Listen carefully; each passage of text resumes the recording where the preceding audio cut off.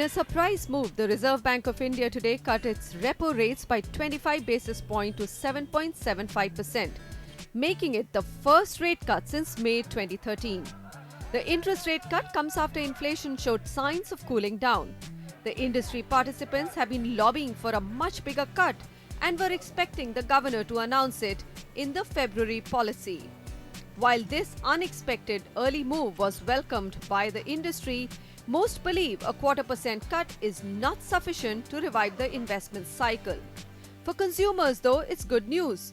Home loans and auto loans are expected to get a little cheaper.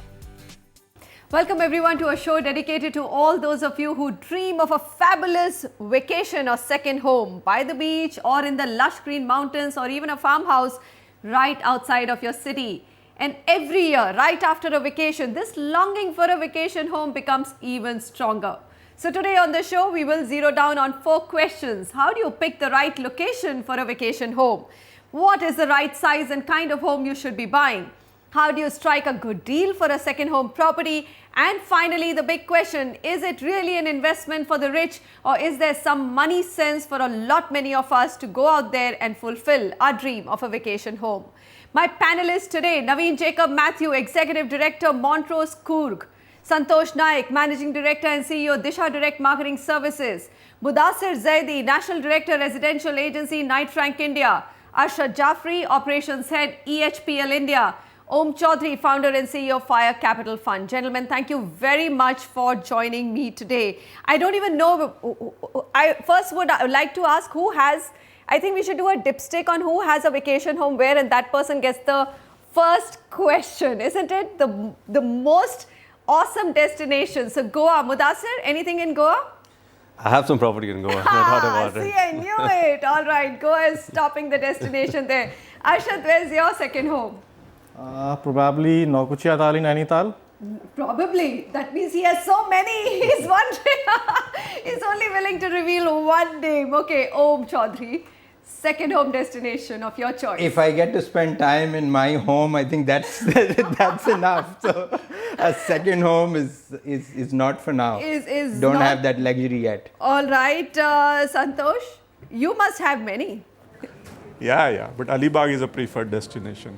Alibag is a preferred destination. Naveen Jacob Mathew, your preferred destination in and around your city? Well, I actually live in Ooty, and the rest of the time I spend between Coorg and Kumarakom. So I pretty much live in a holiday destination, so don't have to look at something we are all else. Extremely jealous of you, and we are wondering why have you been invited on the show. Here's Om, who doesn't get time enough to spend in his first home. Anyway, gentlemen, on a very serious note, let's get down to just spinning down on people, on the second home destinations of India. What is it that should drive the location? So, Naveen, I know that you live in Ooty, but if you were to live in a city like Bangalore, anywhere in India, just low common denominator points that one should use, thumb rules one should use to pick up a second home destination. Okay, to be very honest, I live in Ooty because one, we are a condo hotel chain, and that in essence is also a second home concept that we are also doing. And when you're choosing a second home, it's so important that one, it's easily accessible for you, meaning you have to be able to go there on a weekend. If you're not able to do that, then there's no point in you having a second home. Okay, so weekend where it's easy to drive down to. So what happens to all the Goa properties, Mudassir? Delhiites are crazy about a property. Either it has to be in the hills, at the bottom or the top of the Himalayas, wherever they can reach, or it has to be Goa, which is fairly far off, isn't it? Yeah, I would say it's a personal choice. Some people would like the lush greenery and the the atmosphere and the climate that you get in the hills. Some people like the sea and the sights and sounds of the place around that.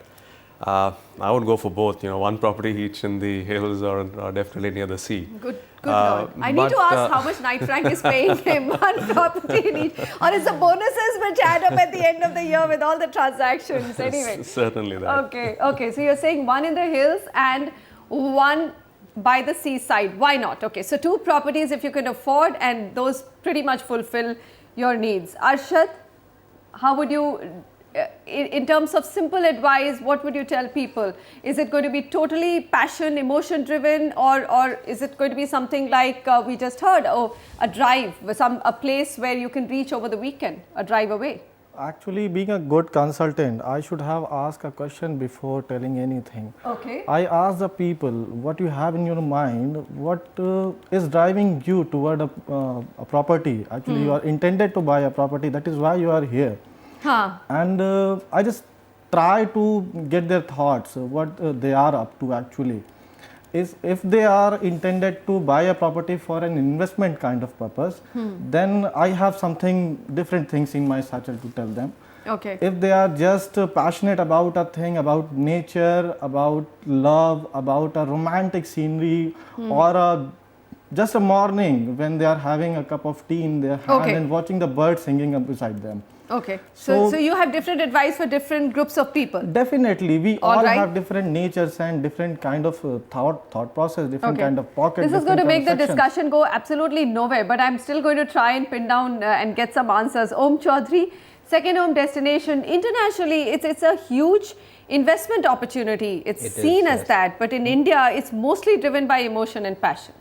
It is, but if you were to also look at options, for example, if somebody is living in Mumbai, lives in a 2-bedroom apartment, is looking for an opportunity to spend the weekends, let the kids go out, enjoy, have a backyard. So there are those options also, and we're seeing a lot of that, where on the outskirts of a Bangalore, even on the outskirts of tier 2 cities, where you come in with an option with a lot of sports, horse riding, this, that and the other thrown in, and you sell homes around that concept, and that golf destinations, it's not something that if you're slightly away from the city, and in tier 2 cities, stuff like this is now catching on, and that is something that we are seeing happen in a big way. All right, Santosh Nayak, what are your own impressions? So,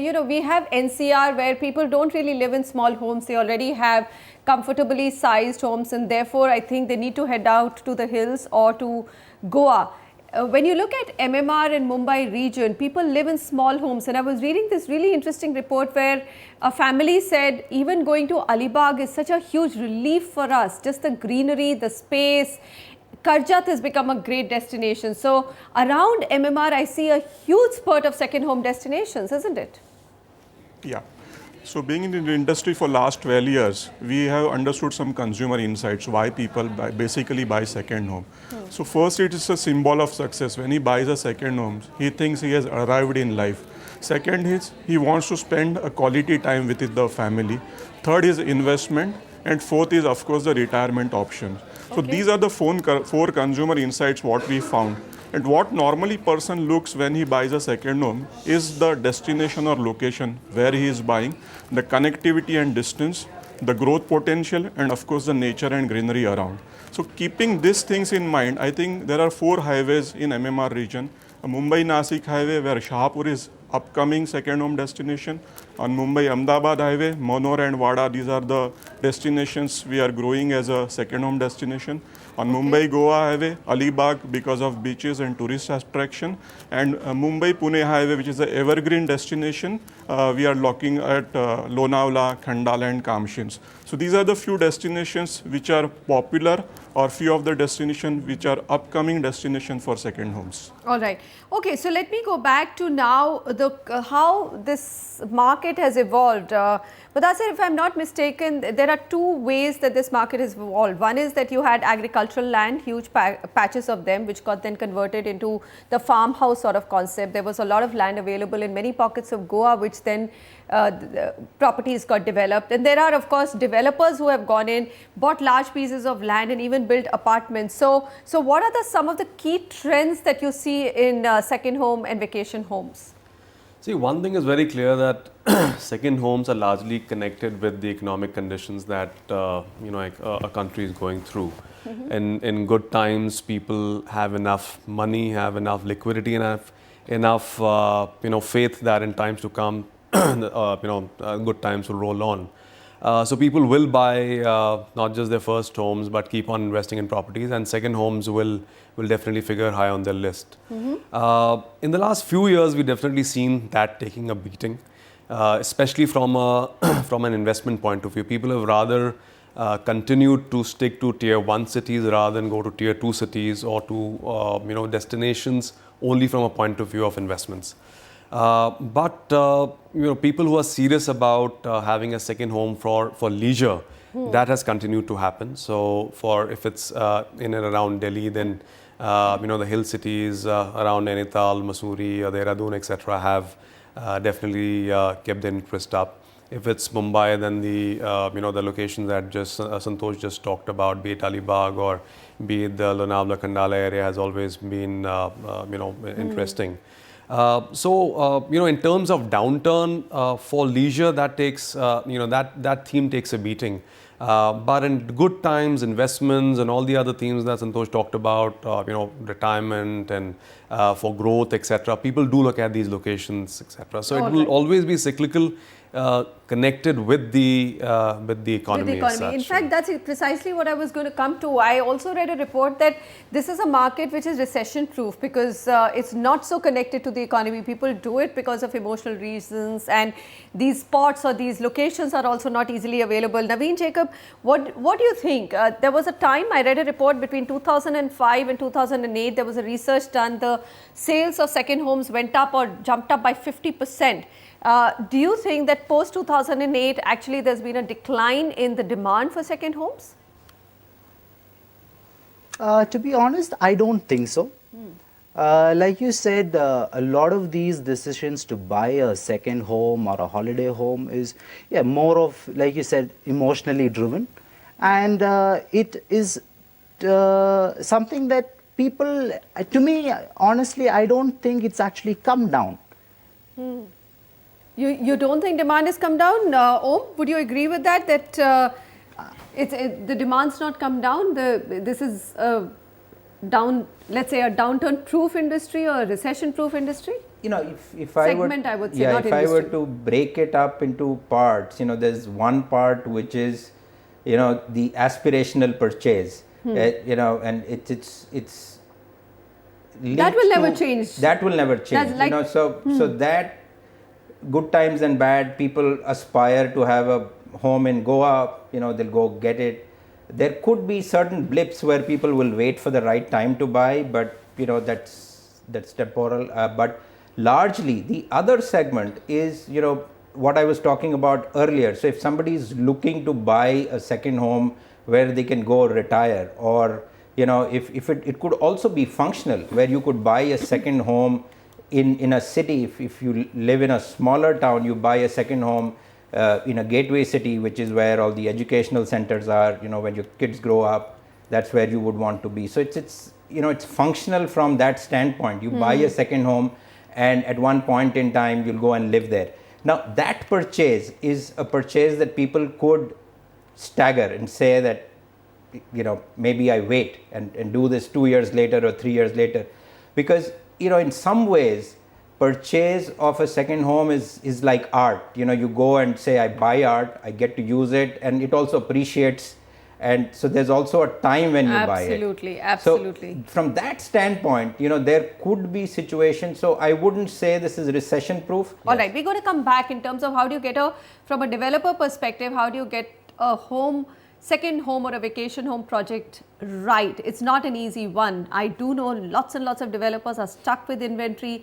Homes are not selling even in great locations like Kasauli, which were absolutely a darling of Delhi Richie Ritz. Those are not selling. So we're going to come back, look at that, and we're going to keep aside the homes for the rich. We've already established that they really don't care. If they want to own a second home, they will. How about the rest of the population which is aspiring for a second home? The upper middle income group, should they go in for it or not? Does it make a good investment or not? Those are some of the questions we still need to tackle with. Stay with us.